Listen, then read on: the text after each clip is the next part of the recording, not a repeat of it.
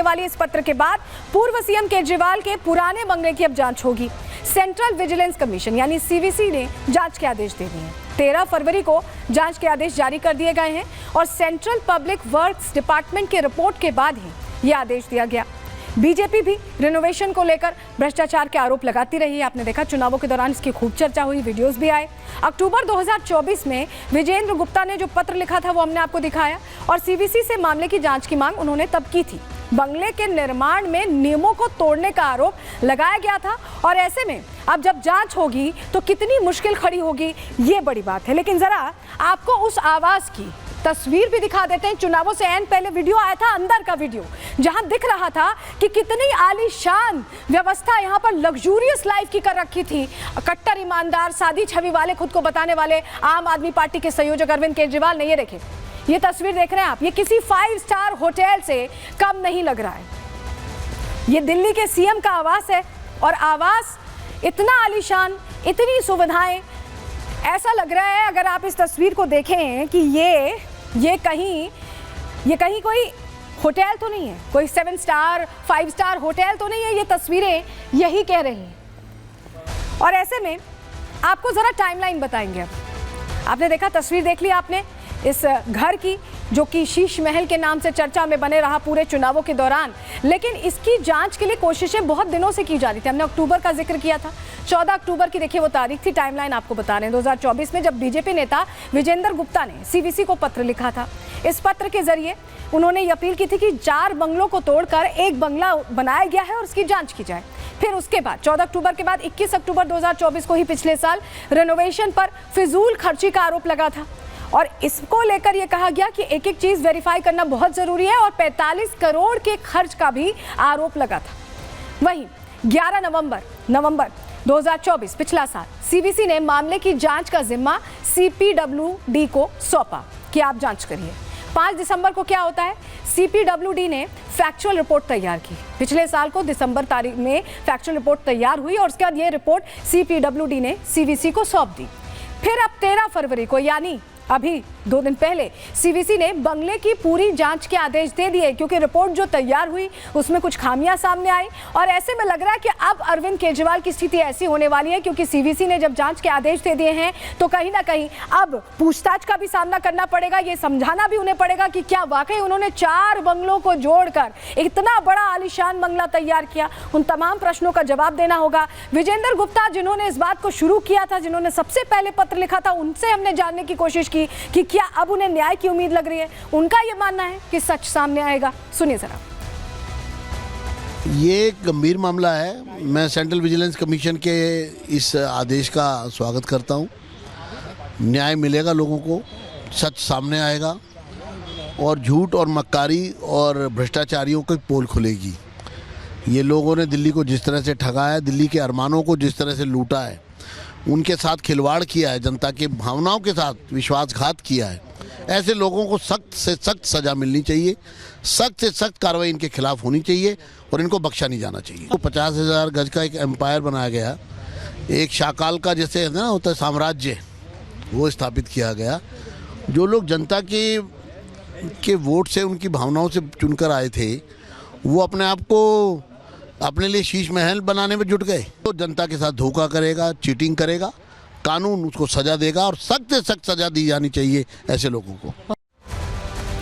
देखिए, 45 करोड़ खर्च करने की बात आ रही है, लेकिन 45 करोड़ ऐसा क्या लगा था उस आलीशान बंगले में कि 45 करोड़ खर्च हो गए।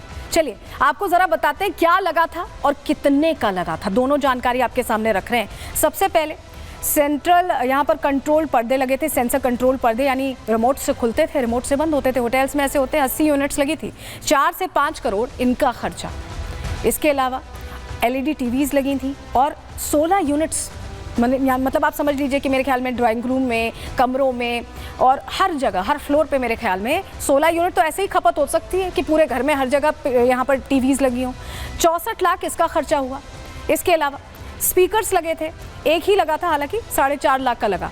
वहीं मसाज चेयर भी थी, जिससे कि अगर थक हार कर दिल्ली के मुख्यमंत्री के तौर पर वो घर आए तो उसके लिए भी पूरी व्यवस्था। और मसाज चेयर एक लगी थी 4 लाख रुपए की। ये होटल्स में होती है इस तरह की व्यवस्थाएं कि मसाज चेयर्स होती हैं, आप रिलैक्स करिए, वैसी ही व्यवस्था मुख्यमंत्री के घर में थी। सोफा की बात करें तो 8 यूनिट लगे हुए थे और 10 लाख उसकी कीमत बताई जा रही है। लैंप्स लगे हुए थे 4, उसकी भी कीमत लाखों में 9 लाख रुपए की बताई गई। वहीं स्मार्ट लाइट्स लगी थी। स्मार्ट लाइट समझिए कि आप वो स्विच से ऑन होती हैं। आपके घर में क्या होता है कि आप जाते होंगे, स्विच ऑन करते होंगे, उनकी लाइट रिमोट से ऑन हो जाती थी। स्मार्ट लाइट थी। या इसकी भी बताया जा रहा है 3 यूनिट्स लगी थी और इसका खर्चा 19 लाख है। 3 यूनिट का खर्चा 19 लाख। तो आप समझिए कि किस तरह की व्यवस्था उस बंगले में की थी। लेकिन अगर आपको लग रहा है कि ड्राइंग रूम में खाली व्यवस्था थी, तो सिर्फ ड्राइंग रूम में व्यवस्था नहीं थी। थोड़ा आगे बढ़ते हैं। थोड़ा जब हम आगे बढ़ेंगे और अगर हम किचन की ओर जाते हैं तो किचन में भी एक से एक चीज़ें थी। किचन में कैसे एक से एक चीज़ें थी, चलिए आपको बताते हैं। क्योंकि आप समझिए मल्टी डोर फ्रिज थे, 2 यूनिट्स थी, मल्टी डोर फ्रिज लगे थे और 9 लाख उनकी कीमत आकी गई, यानी काफ़ी अच्छी क्वालिटी के लगे होंगे। स्टीम अवन भी 2 थे, 2 फ्लोर्स में 2 उस हिसाब से रहे होंगे। 9 लाख इसका खर्चा था। वहीं माइक्रोवेव की 2 यूनिट्स थी, उसका 3 लाख खर्चा था। ये सारा जो खर्चा है ये जनता की कमाई का था और यही बार बार भारतीय जनता पार्टी ने कहा भी। लेकिन अगर आप सोच रहे हैं कि सिर्फ ड्राइंग रूम, किचन में ही तमाम एमिनिटीज़ 5 स्टार 7 स्टार होटल्स वाली थी, तो यहाँ आप गलत हैं। क्योंकि बाथरूम फिटिंग्स को लेकर भी बहुत प्रश्न किए गए और बाथरूम फिटिंग्स तो ऐसी थी कि कहा गया कि विदेशों से मंगाई गई हैं। चलिए ज़रा आपको बताते हैं, जानकारी आपके सामने रखते हैं। क्योंकि गीजर बताया गया कि 3 यूनिट लगी हुई थी और 22 लाख रुपए का, 22 लाख रुपए का। आप अपने घर में गीजर लगवाते होंगे, आपको तो अंदाजा होगा, अभी ठंड का मौसम गुजरा ही है। लेकिन सैनिटरी फिटिंग्स की बात करें तो 5 सैनिटरी फिटिंग्स 15 करोड़ की। आप सोच रहे होंगे 7 स्टार होटल में शायद इतना खर्चा होता होगा इस तरह की चीज़ों को लेकर। वॉशिंग मशीन एक थी लेकिन वो भी 2 लाख रुपए की थी। तो ये वो खर्चे हैं जिसको लेकर अब मुश्किल खड़ी हो गई आम आदमी पार्टी के लिए। स्टेयरकेस कवरिंग थे 1.2 करोड़ के। आप सोचिए, करोड़ों में हर चीज़, लाखों में, करोड़ों में। ऐसा लग ही नहीं रहा कि किसी आम आदमी का घर है। आम आदमी पार्टी के संयोजक, उस वक्त के चीफ मिनिस्टर इस घर में रहते थे और बकायदा ऐशो आराम में इस तरह से रहते थे। और इसी को लेकर जनता ने इस बार शायद उन पर भरोसा नहीं किया और यही वजह कि सत्ता से बेदखल कर दिया। लेकिन अभी भी उस पूरी चीज को कवर अप करने की कोशिश आम आदमी पार्टी के नेता कर रहे हैं। बीजेपी अब प्रश्न पूछ रही है क्योंकि अब सच सामने आने वाला है। सुनिए जरा। मुख्यमंत्री के रूप में जिस तरीके से मुख्यमंत्री जी ने और उनके परिवार ने मिल करके पूरी तरह से शीश महल को बनाया, तमाम नियमों का उल्लंघन किया गया, पैसे को साइफनिंग की गई और ये पूरा एक भ्रष्टाचार का बड़ा मामला दिखता है। और इसमें निश्चित रूप से जो इंक्वायरी हुई है वो स्वागत योग्य है और ये इंक्वायरी होनी चाहिए और लोगों के सामने दूध का दूध, पानी का पानी होना चाहिए। किस तरीके से आम कहलाने वाले अरविंद केजरीवाल ने एक विलासितापूर्ण इस शीश महल को बना करके लोगों के जो गाढ़ी कमाई थी उसको एक आलीशान शीश महल के रूप में बनाया, तो अब उसका जवाब तो उनको देना ही पड़ेगा। मुझे लगता है कि दिल्ली की जनता ने भाजपा को चुना है, एक सकारात्मक राजनीति करने के लिए चुना है।